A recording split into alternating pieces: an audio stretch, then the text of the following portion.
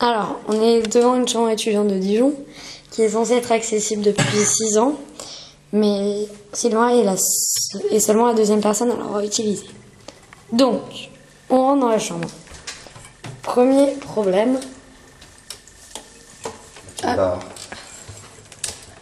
L'entrée, c'est compliqué. Voilà. Ensuite. Autre problème quand on veut sortir de la chambre, c'est pour la fermer. Donc en fait, il faudrait une barre devant la porte. Tirer la porte. Sinon, il est obligé de faire rebondir. Et ça marche Faut du temps. une fois sur deux. Si, bah non, non, tu vois. Plus il y a. Ça casse la porte. Ouais, là, Voilà. Donc là, il faudrait une barre sur la porte pour pouvoir la tirer. Ensuite. Le lit. Alors, on rentre dans la chambre. Toujours ce petit problème de marche. Le lit est assez haut. Alors, attends. C'est Le lit est un peu trop haut, du coup, c'est compliqué pour les transferts. ça peut être dangereux, quoi. Faut maîtriser. Hein. Donc, quand on a eu un accident, par exemple, il n'y a pas longtemps, Plus difficile. ça va être compliqué. Ça peut glisser après. Et pour une planche de transfert de 1 mètre, c'est compliqué. Après, pour les volets, ils sont manuels. Alors un para, c'est bien. Alors, une personne paraplégique va y arriver. Un myopathe ou. Sylvain, un petit peu, mais... Enfin, je ça- le montrerai pas tous les jours. Tu vois. C'est chaud. Là. Une personne tétraplégique n'y arrivera pas. Et un myopathe qui n'a pas de force non plus. Ensuite, ça, c'est un autre le problème. bureau derrière, il est pas modulable. S'il y a des fauteuils électriques qui n'arrivent pas à passer en dessous. Et une autre petite surprise. En dessous le bureau, nous avons les prises électriques qui sont... C'est impossible pour toi, Sylvain, à toucher. Ouais. Voilà. Si on veut brancher internet ou. La salle de bain. Alors la poignée n'est pas super ergonomique. Il faudrait une poignée comme la porte là. C'est plus facile. Là, ah, attends. C'est une poignée ronde. C'est pas facile. D'accord.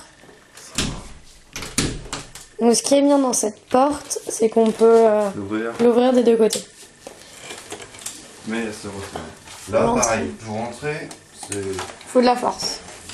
c'est pas ce qu'il y a de mieux. C'est pas ce qu'il y a de mieux. Après la salle de bain, Alors la douche. Ah, oh, putain. voilà, on se fait mal en plus.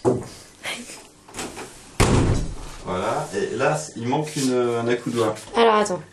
Où il manque un accoudoir? Ici là, à droite. C'est-à-dire que là on peut se Se tenir. tenir, mais pas là. Et le fauteuil, il est comment? Il est bien? Là, il est un peu petit, mais ça va sinon. Le gros problème, c'est que en bas, le sol, en fait, c'est un revêtement en plastique. Alors quand c'est mouillé, ça glisse énormément. Et les appuis, du coup, au lieu d'avoir 3 appuis, on n'a plus que 2. Et c'est difficile, ça glisse et on tombe.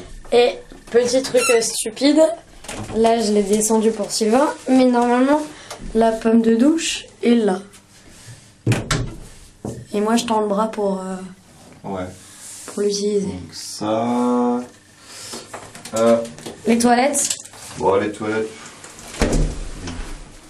Ouais, en fait, ce qui est chiant dans cette salle de bain, c'est que le fauteuil est jamais stable. Ça... Je sais pas, c'est bizarre. parce que je sais pas si on voit, mais là il y a un petit... Parce que c'est une douche à l'italienne, donc ça c'est il y a un normal. petit relief, mais pas trop petit pour le fauteuil. Mais en fait, c'est difficile de circuler. Voilà. D'accord. On a quand même une petite barre pour la Là, oui, c'est bien. toilette. Voilà. Non, mais voilà pour la salle de bain. Non, dans l'autre sens. Ouais. Là, on a juste à pousser avec de la force. Et Voilà. on retourne. Voilà. Là, c'est bon, je crois qu'on a fait le tour. Non. Ouais, finalement. Voilà pour l'appartement accessible à Dijon.